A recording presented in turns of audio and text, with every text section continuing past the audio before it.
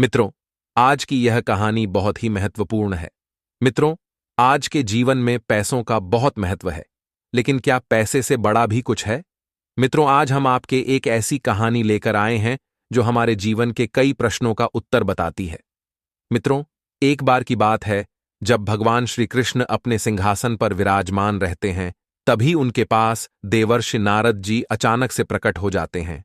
तभी भगवान श्री कृष्ण नारद जी देखकर उनसे कहते हैं, हे देवर्षि, द्वारका में आपका स्वागत है।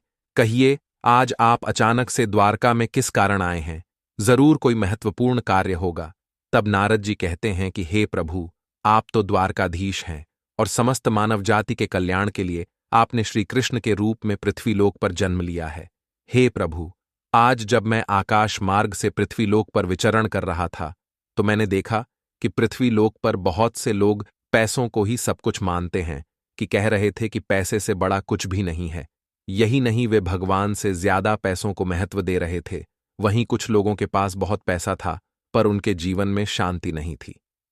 तब मैंने सोचा, पृथ्वीलोक पर द्वारका जाकर आपसे भेंट कर लूं। इसलिए मैं आपसे यह जानने के लिए आया हूं कि क्या पैसों से बड़ा कुछ भी नहीं है? और यदि पैसों से बड़ा कुछ भी नहीं है, तो उन लोगों के पास पैसों के होते हुए भी उनके जीवन में अशांति क्यों थी? तब भगवान श्री कृष्ण नारद जी से कहते हैं, हे देवर्षि, आपके प्रश्नों का उत्तर देने से पहले मैं आपको एक कथा सुनाता हूं, लेकिन इस कथा को आपको ध्यानपूर्वक पूरा सुनना होगा। तब नारद जी कहते हैं, हे प्रभु, आप कथा सुनाइए, मैं कथा को ध्यानपूर्वक पूरा सुनूंगा। तब भगवान श्री कृष्ण कथा को सुनाते हुए कहते हैं, हे देवर्षि, किसी देश में एक राजा राज करता था। लिए पैसा ही सब कुछ था। वह सोचता था कि पैसे के बल पर दुनिया के सब कामकाज चलते हैं। तांबे की मेख तमाशा देख कहावत झूठ नहीं है। वह राजा सोचता था, मेरे पास अटूट धन है, इसीलिए मैं इतने बड़े देश पर राज करता हूं। लोग मेरे सामने हाथ जोड़े खड़े रहते हैं। यदि मैं चाहूं तो अभी लाखों रुपयों की सड़क तैयार करा दूं। चाहूं तो आसमान में सिर उठाए खड़े इन पहाड़ों को खुदवा कर फिकवा दूं। पैसे के बूते पर मेरे पास एक जबरदस्त फौज है। वह सोचता, मेरे द्वारा किसी भी देश को क्षण भर में कुचला जा सकता है। वह सबसे यही कहता था कि इस संसार में धर्म, कर्म, स्त्री, पुत्र, मित्र, सखा सब पैसा ही है। वह राजा सिर से पैर तक पैसे के मद में डूबा था, परंतु उसकी रानी बड़ी बुद्धिमान थी। वह पैसे को तुच्छ और बुद्धि को श्रेष्ठ समझती थी।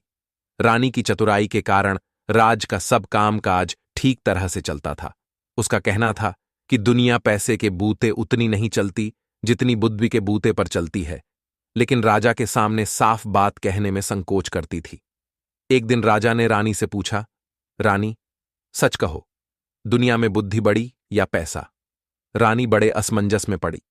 सोचने लगी, सत्य का मुख रूखा होता है। राजा के मन में जो पैसे का मूल्य बसा था, उसे वह अच्छी तरह जानती थी। कुछ उत्तर तो देना ही था। वह बोली, महाराज, यदि आप सच पूछते हैं तो मैं बुद्धि को बड़ा समझती हूं। बुद्धि से ही पैसा आता है और बुद्धि से ही सब काम चलते हैं। बुद्धि न हो तो सब खजाने यूं ही लुट जाते हैं, राजपाट चौपट हो जाते हैं। पैसे की इस प्रकार निंदा सुनकर राजा को बहुत गुस्सा आया। वह बोला, रानी, तुम्हें अपनी बुद्धि का बड़ा घमंड है। मैं देखना चाहता हूं कि तुम बिना पैसे के बुद्धि के सहारे कैसे काम चलाती हो। ऐसा कहकर उसने रानी को नगर के बाहर एक मकान में रख दिया। सेवा के लिए 2-4 नौकर भेज दिए। खर्च के लिए न तो एक पैसा दिया और न किसी तरह का कोई सामान। रानी के शरीर पर जो जेवर थे वे भी उतरवा लिए। रानी मन ही मन कहने लगी कि मैं एक दिन राजा को दिखा दूंगी कि संसार में बुद्धि भी कोई चीज है, पैसा ही सब कुछ नहीं है। नए मकान में पहुंचकर रानी ने नौकर द्वारा कुम्हार के अवे से 2 ईंटें मंगवाईं और उन्हें सफेद कपड़े में लपेटकर ऊपर से अपने नाम की मुहर लगा दी। फिर नौकर को बुलाकर कहा, तुम मेरी इस धरोहर को धन्नू सेठ के घर ले जाओ और कहना, रानी ने यह धरोहर भेजी है, 10,000 रुपये मंगाए हैं। कुछ दिनों में तुम्हारा रुपया लौटा दिया जाएगा और धरोहर वापस कर ली जाएगी। नौकर सेठ के यहां जाने लगता है। थोड़ी देर बाद नौकर सेठ के यहां पहुंचा। धरोहर पर रानी के नाम की मुहर देखकर सेठ समझा कि इसमें कोई कीमती जवाहर होंगे और उसे 10,000 रुपया चुपचाप दे दिया। रुपया लेकर नौकर रानी के पास आया। रानी ने इन रुपयों से व्यापार शुरू किया। नौकर चाकर लगा दिए। रानी देख रेख करने लगी। थोड़े ही दिनों में उसने इतना पैसा पैदा कर लिया कि सेठ का रुपया चुक दिया और काफी पैसा भी बचा लिया। कुछ दिन बाद उसने व्यापार से खूब धन इकट्ठा किया और इस रुपए से उसने गरीबों के लिए मुफ्त दवाखाना, पाठशाला तथा अनाथालय खुलवा दिए। चारों ओर रानी की जय जयकार होने लगी। शहर के बाहर रानी के मकान के आसपास बहुत से मकान बन गए और वहां अच्छी रौनक रहने लगी। इधर रानी के चले जाने पर राजा अकेला रहा गया। रानी थी तब वह मौके के कामों को संभाले रहती थी, राजकाज में उचित सलाह देती थी। धूर्तों की दाल उसके सामने नहीं गलने पाती थी। अब उसके चले जाने पर धूर्तों की बनाई। धूर्त लोग आ आकर राजा को लूटने लगे। अंधेरगर्दी बढ़ गई। नतीजा यह हुआ कि थोड़े ही दिनों में खजाना खाली हो गया। स्वार्थी कर्मचारी राज्य की सब आमदनी हड़प जाते थे। अब नौकरों का वेतन चुकाना कठिन हो गया। राज्य की ऐसी दशा देख राजा घबरा गया। वह अपना मन बहलाने के लिए राजकाज मंत्रियों को सौंपकर देशाटन के लिए निकल पड़ा। जाते समय नगर के बाहर ही उसे कुछ ठग मिले। उनमें से एक काना आदमी राजा के पास आकर बोला, महाराज, मेरी आंख आपके यहां 2000 में गिरवी रखी थी। वादा हो चुका है। अब आप अपने रुपए लेकर मेरी आंख मुझे वापस कीजिए। राजा बोला, भाई, मेरे पास किसी की आंख वांख नहीं है, तुम मंत्री के पास जाकर पूछो। ठग बोला, महाराज, मैं मंत्री को क्या जानूं, मैंने तो आपके पास आंख गिरवी रखी थी, आप ही मेरी आंख दें। जब बाढ़ ही फसल खाने लगी तब रक्षा का क्या उपाय? आप राजा हैं, जब आप ही इंसाफ न करेंगे तो दूसरा कौन करेगा? आप मेरी आंख न देंगे तो आपकी बड़ी बदनामी होगी। राजा बड़ा परेशान हुआ। बदनामी से बचने के लिए उसने जैसे तैसे 4000 रुपये देकर उसे विदा किया। कुछ दूर आगे चला था कि एक बूढ़ा आदमी उसके सामने आकर खड़ा हो गया।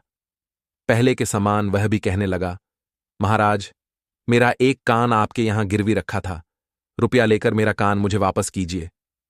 राजा ने उसे भी रुपया देकर विदा किया। इस प्रकार रास्ते में कई ठग आए और राजा से रुपया ऐंठ कर चले गए। राजा जो कुछ रुपया पैसा साथ लाए थे वह ठगों ने लूट लिया। वह खाली हाथ कुमारी चौबेला के देश में पहुंचे। भगवान श्री कृष्ण कहते हैं, हे देवर्षि कुमारी, चौबोला उस देश की राजकन्या थी। उसका प्रण था कि जो आदमी मुझे जुए में हरा देगा उसी के साथ विवाह करूंगी। राजकुमारी बहुत सुंदर थी। दूर दूर के लोग उसके साथ जुआ खेलने आते थे और हार कर जेल की हवा खाते थे। सैकड़ों राजकुमार जेल में पड़े थे। मुसीबत के मारे यह राजा साहब भी उसी देश में आ पहुंचे। चौबेला की सुंदरता की खबर उनके कानों में पड़ी तो उनके मुंह में पानी भर आया। उनकी इच्छा उसके साथ विवाह करने की हुई। राजकुमारी ने महल से कुछ दूरी पर एक बंगला बनवा दिया था। विवाह की इच्छा से आने वाले लोग इसी बंगले में ठहरते थे। राजा भी उस बंगले में जा पहुंचा। पहरेदार ने तुरंत बेटी को खबर दी। थोड़ी देर बाद एक तोता उड़कर आया और राजा की बांह पर बैठ गया। उसके गले में एक चिट्ठी बंधी थी जिसमें विवाह की शर्तें लिखी थीं। अंत में यह भी लिखा था कि यदि तुम जुए में हार गए तो तुम्हें जेल की हवा खानी पड़ेगी। राजा ने चिट्ठी पढ़कर जेब में रख ली। थोड़ी देर बाद राजा को राजकुमारी के महल में बुलाया गया। जुआ शुरू हुआ। राजा ने शुरुआत में अच्छा खेला, लेकिन फिर वह राजा हार गया। शर्त के अनुसार वह जेल भेज दिया गया। राजा की हालत बिगड़ने और नगर छोड़कर चले जाने का समाचार जब रानी को मालूम हुआ तो उसे बहुत दुख हुआ। राजा का पता लगाने वह भी पददेश को निकली। कुछ ही दूर चली थी कि वहीं पुराने ठग फिर आ गए। सबसे पहले वही काना आया। कहने लगा, रानी साहब, आपके पास मेरी आंख 2000 में गिरवी रखी थी। आप अपना रुपया लेकर मेरी आंख वापस दीजिए। रानी बोली, बहुत ठीक, मेरे पास बहुत से लोगों की आंखें गिरवी रखी हैं, उन्हीं में तुम्हारी भी होगी। एक काम करो, तुम अपनी दूसरी आंख निकालकर मुझे दो। उसके तौल की जो आंख होगी वह तुम्हें दे दी जाएगी। रानी का जवाब सुनकर ठग ने सोचा, अब मैं क्या करूं? वह बहुत घबराया। रानी बोली, देर मत करो, दूसरी आंख जल्दी निकालो, उसी के तौल की आंख दे दी जाएगी। ठग हाथ पैर जोड़कर माफी मांगने लगा। बोला, सरकार, मुझे आंख वांख कुछ नहीं चाहिए, मुझे जाने की आज्ञा दीजिए। रानी बोली, नहीं, मैं किसी की धरोहर अपने पास रखना उचित नहीं समझती। तुम जल्दी अपनी आंख निकालकर मुझे दो, नहीं तो सिपाहियों से कहकर निकलवा लूंगी। अंत में ठग ने विनती करके 4,000 रुपया देकर अपनी जान बचाई। यही हाल बूछे का हुआ। जब उसने देखा कि रानी का नौकर दूसरा कान काटने ही वाला है, तो उसने भी 4,000 रुपया देकर रानी से अपना पिंड छुड़ाया। ठगों से निपटकर रानी आगे बढ़ी और पता लगाते लगाते कुमारी चौबेला के देश में जा पहुंची। राजा के जेल जाने का समाचार सुनकर उसे दुख हुआ। अब वह राजा को जेल से छुड़ाने का उपाय सोचने लगी। उसने पता लगाया कि रानी चौबेला किस प्रकार जुआ खेलती है। सारा भेद समझकर उसने पुरुष का भेष बनाया और बंगले पर जा पहुंची। पहरेदार ने खबर दी। थोड़ी देर में तोता उड़कर आया। रानी ने उसके गले से चिट्ठी खोलकर पढ़ी। कुछ समय बाद बुलावा आया। रानी पुरुष वेश में कुमारी चौबेला के महल में पहुंची। उसे देखकर चौबेला का मन न जाने क्यों गिरने लगा। उसे ऐसा मालूम होने लगा कि मैं इस राजकुमार को जीत न सकूंगी। खेलने के लिए चौसर डाली गई। कुमारी चौसर खेलते समय बिल्ली के सिर पर दीपक रखती थी। बिल्ली को इस प्रकार सिखाया गया था कि कुमारी का दांव जब ठीक नहीं पड़ता था और उसे मालूम होता था कि वह हार रही है, तब वह बिल्ली के सिर हिलाने से दीपक की ज्योति डगमगाने लगती थी। इसी बीच वह अपना पासा बदल देती थी। रानी यह बात पहले ही सुन चुकी थी। बिल्ली का ध्यान आकर्षित करने के लिए उसने एक चूहा पाल लिया था और उसे अपने कुर्ते की बांह में छिपा रखा था। चौसर का खेल चालू हो गया। खेलते खेलते कुमारी चौबेला जब हारने लगी, तब उसने बिल्ली को इशारा किया। लेकिन राजा की पत्नी रानी तो पहले से ही सजग थी। इसके पहले ही उसने अपनी आस्तीन से चूहा निकालकर बाहर कर लिया। बिल्ली की निगाह अपने शिकार पर जम गई। राजकुमारी के इशारे का उस पर कोई असर नहीं हुआ। राजकुमारी के बार बार इशारा देने पर भी बिल्ली टस से मस न हुई। नादान राजकुमारी हार गई। तुरंत सारे नगर में खबर फैल गई। राजकुमारी के विवाह की तैयारियां होने लगीं। रानी बोली, विवाह तो शर्त पूरी होते ही हो गया। रहा भांवरें पड़ने का दस्तूर, वह घर चलकर कर लिया जाएगा। वहीं से धूमधाम के साथ शादी की जाएगी। चौबेला राजी हो गई। पुरुष वेशधारी रानी बोली, एक बात और है। यहां से चलने से पहले उन सब लोगों को जिन्हें जेल में डाल रखा है छोड़ दो, लेकिन पहले एक बार उन सब को मेरे सामने बुलाओ। कैदी सामने लाए गए। हर एक कैदी की नाक छेद कर कौड़ी पहनाई गई थी। सबके हाथ में कोल्हू हाँकने की हंकनी और गले में चमड़े का खलीता पड़ा था। इस खलीते में उनके खाने के लिए थाली रखी जाती थी। खलीते पर हर कैदी का नाम दर्ज था। इन्हीं कैदियों के बीच रानी के पति राजा साहब भी थे। रानी ने जब उनकी दशा देखी तो उसका जी भर आया। उसने अपने मन के भाव को तुरंत छिपा लिया। सब कैदियों की नाक से कौड़ी निकाली गई। नाई बुलाकर हजामत बनवाई गई। अच्छे कपड़े पहनाकर उत्तम भोजन करा के उनको छुट्टी दे दी गई। राजा ने राजकुमार की जय बोलकर सीधी घर की राह पकड़ी। दूसरे दिन सवेरे रानी राजकुमारी चौबेला को विदा कराकर हाथी घोड़े, दास दासी और धन दहेज के साथ अपने नगर को चली। रानी पुरुष वेश में घोड़े पर बैठी आगे आगे चल रही थी। पीछे पीछे चौबेला की पालकी चल रही थी। कुछ देर में वह अपने नगर में आ पहुंची और नगर के बाहर अपने बंगले में ठहर गई। राजा जब लौटकर अपने नगर में आए तो देखते क्या हैं कि रानी के मकान के पास औषधालय, पाठशाला, अनाथालय आदि कई इमारतें बनी हैं। देखकर राजा अचंभे में आ गया। सोचने लगा, रानी को मैंने एक पैसा तो दिया नहीं था, उसने ये लाखों की इमारतें कैसे बनवा लीं? पैसे का महत्व उसकी नजरों में अभी तक वैसा ही बना हुआ था। संध्या समय उसने रानी को बुलवाया, पूछा, कहो रानी, अब भी तुम्हारी समझ में आया कि बुद्धि बड़ी होती या पैसा? रानी कुछ नहीं बोली।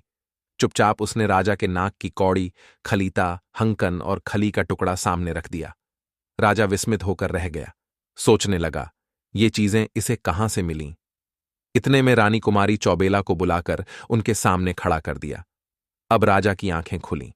वह समझ गए कि चौबेला की कैद से छुड़ाने वाला राजकुमार और कोई नहीं, उसकी बुद्धिमती रानी ही थी। राजा ने लज्जित होकर सिर नीचा कर लिया। फिर कुछ देर सोचकर कहने लगा, रानी, अभी तक मैं बड़ी भूल में था।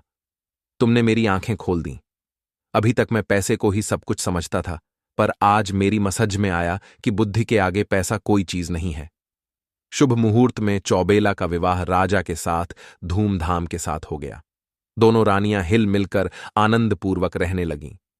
भगवान श्री कृष्ण कहते हैं, हे देवर्षि नारद जी बोले, इस कथा से आपको यह तो जरूर समझ गए होंगे कि पैसा ही सब कुछ नहीं होता है। अतः मित्रों, यह कथा यहीं समाप्त होती है। आपको यह कथा कैसी लगी हमें कमेंट में जरूर बताएं और हमारे चैनल को जरूर सब्सक्राइब करें।